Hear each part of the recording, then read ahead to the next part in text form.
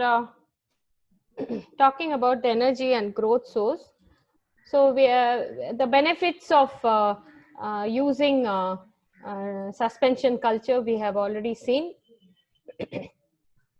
and more than suspension culture, more enhanced form of suspension culture is immobilized plant cells. So you can maintain the cells in the suspension culture, but you can immobilize the cells in the alginate or carrageenan.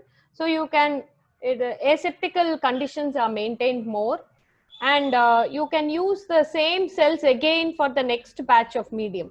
So they will be maintained in the same cells. So what they say is, see, suppose you are using a suspension culture and you are removing the medium.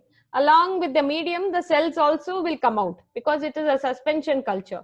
So you have to take care of that. So there will be, if you are using a turbidostat, you can see the turbidity is less. So you are going to wait for some time so that the turbidity becomes normal. So you have to get a good growth of the cells. So in that case, it is easy when you immobilize the cells in the glass beads or inert agents. So they will be held or filter madri vechipanga, so that only the medium comes out. When you are using a continuous culture, if you want to remove the medium, only the medium will come out. The cells will be inside the reactor itself. So you can use the fresh medium. It is easier when you use immobilized plant cells for suspension culture. So this will retard the washout in the effluent during continuous operation, and it will reduce the deleterious effect. See, when it is going out, when you are straining the medium, some cells may get injured because some cells will try to come out of the filter. Okay, some cells will be small in size, some cells will be aggregated, they will be large in size. So the small cells will try to come out into the through the filter. So in that case, they might get injured.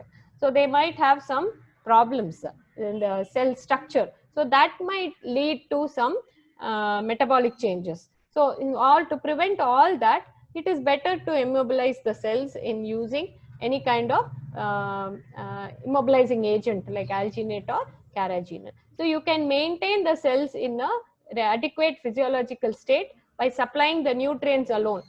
So the cells will remain stable. Okay, they will not have any kind of injury or any stress. So that is the advantage of immobilizing the plant cells.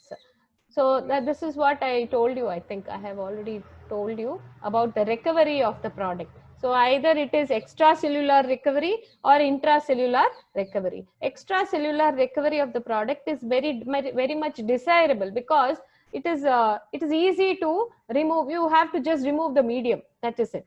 But intracellular, you have to remove the cells. You have to grind them. You have to open the cells, break open the cells, and then extract the purify the compound. So some will be both extracellular as well as intracellular. So the work becomes double. So by research, you can find out which plant releases the drug into the medium, and you can use that particular explant for the production of the particular drug. So in that case, one of the most fruitful areas of research will be production of lower value products using product leakage from cell that normally accumulates a product. So the product should leak out from the cell. That is the advantages for it. So I was talking about the energy and growth sources, where they have seen that use of carbon dioxide would represent the least expensive carbon source, and light would be the least expensive energy source. So now you are making use of different lux. Lights are measured in lux units.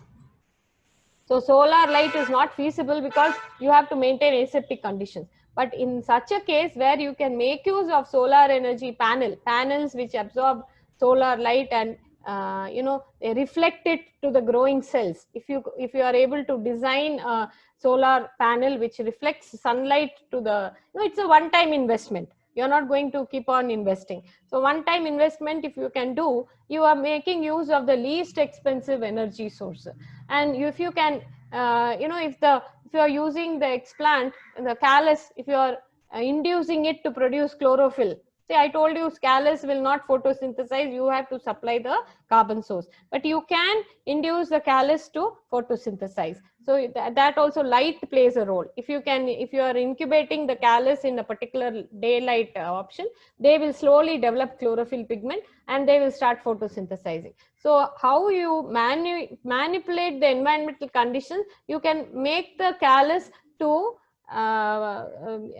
produce the particular secondary metabolite using the carbon dioxide as a carbon source. So research has to be into it. You have to develop effective procedures to minimize the energy sources and the growth sources. That is the most important thing when you are going to exploit commercially. So this is the flow chart process where production of tissue culture, cellular biomass, biocatalyst formation. See, the cells, actually the plant cells or the tissues, they act as biocatalyst. They are the catalyst because at a particular stage of their life cycle, they are able to produce a desired secondary metabolite. So they act as a biocatalyst because you are you are maintaining them in that phase of age.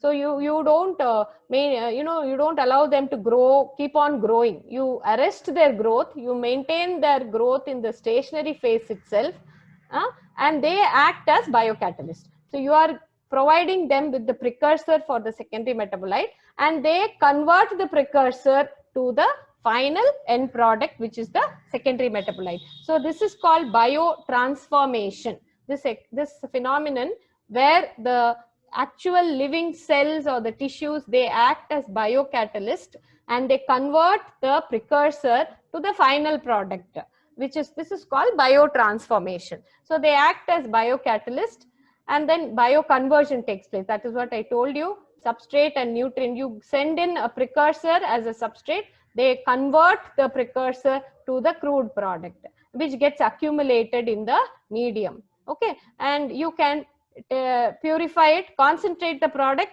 You have many methods of concentrating also. You can use thermal methods or refrigerating methods are available, and you concentrate it, freezing methods, and then purify it, get the product. And every time you have to take care of the waste also, which is coming out of the steps. This is the simplified version of the whole process. So products, we have a few products like bio lipstick, which you know, chiconin. I was telling you about chiconin, which is traditionally used as a dye. It is a dye actually. So it's being produced by tissue culture in Japan as a bio lipstick. So another thing is ginseng, which is being produced for human consumption using tissue cultures in Japan. Here also a lot of research is being done. If you are interested, you can just Google and you will get a lot of papers. Azadirachtin is being manufactured using the tissue cell lines of neem leaf explant or the seed explant, the kernel explant of neem fruit. So in that they are producing commercially, they are producing azadirachtin. So that way in India also a lot of work is being done. But due to the cost, it is not coming out, it is not very cheap. Rather than, you see, neem fruit எடுத்து நசுக்கி தண்ணியில போட்டு கொதிக்க வச்சு, it is more cheaper than buying azadirachtin from the industry. So we have a lot of neem trees. So depending on what, the requirement, it comes out successful or it doesn't come out successful. So food additives, including flavors, are very, very essential because lot of chemical substances are added in the food additives. If we can, there are many plant-based tissue culture methods where you can get organic flavors and organic colorants which can be used, and you can also get some essential oils which are used in the pharmaceutical industry. So otherwise most of them are alkaloids, cancer drugs, anti-cancer drugs. Okay, most of them are immune, antioxidant, they have antioxidative activity. So they are used as antioxidants, anti-inflammatory agents, okay, to prevent inflammation. So most of them, they are into the pharmaceutical process. So this is the steps required to develop a viable cell tissue culture processing. So you select the desired products and the feed material.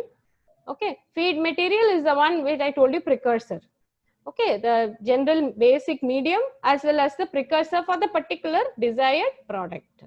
So select the possible type of tissues, optimize the biological process. You have to optimize everything. You have to optimize the nutrient, you have to optimize the pH, you have to optimize the environmental factors, light, temperature, humidity, everything has to be optimized, and then develop the biocatalyst form, either in the cell suspension form or in the immobilized cell form, and you have to scale up for the bioreactor configuration. So in the lab you are doing it in a 50 ml flask, a 1 liter flask, 2 liter flask, 10 liter flask, you can 100 liter flask, and then you have to, this is called scaling up.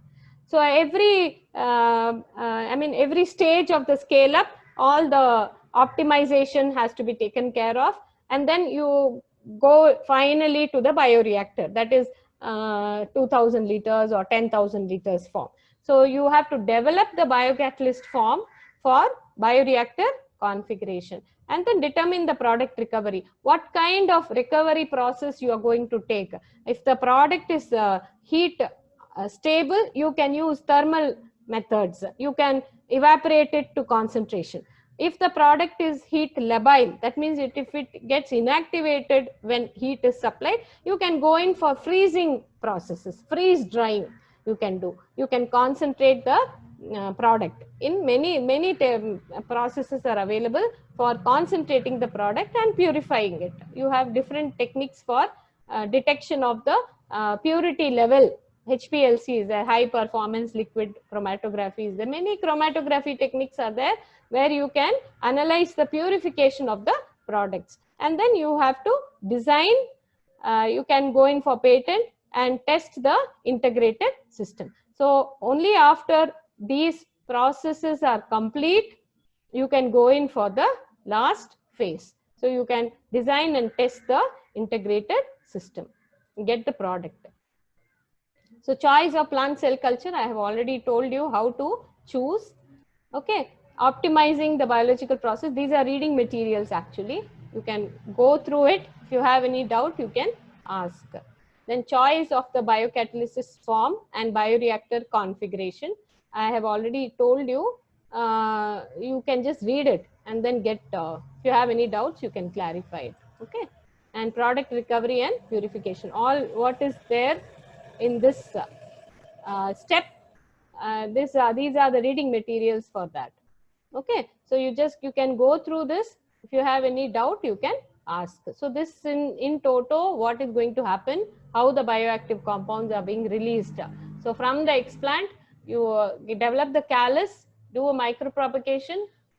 They have seen organogenesis, hairy root culture. You can maintain it in the rooting stage itself and then get the product.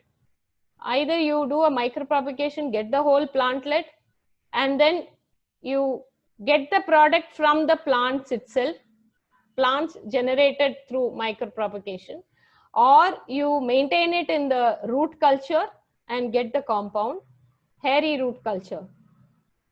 Okay, and then you do it callogenesis, maintain it in a particular callus stage. In the cell suspension cultures, you have to supply elicitors, because elicitors are inducing substances. You know, you need an elicitor. Even though you add a precursor for the product, you need an elicitor which will induce the cell to accept the precursor and convert them to a compound. So elicitors are certain chemicals which will help the tissues to absorb the precursors, because precursors has to go inside the cell. Only inside the cell this bioconversion takes place or biotransformation takes place, and then it gets released outside the cell. The product gets released outside the cell. So elicitors are inducing agents, inducing chemicals which are also added along with the precursors, so that the precursors can get inside the cell and the biotransformation can take place. So elicitors are also important, like jasmonic acid is an elicitor. So some compounds are there, chemicals are there which act as elicitors for that particular biotransformation stage.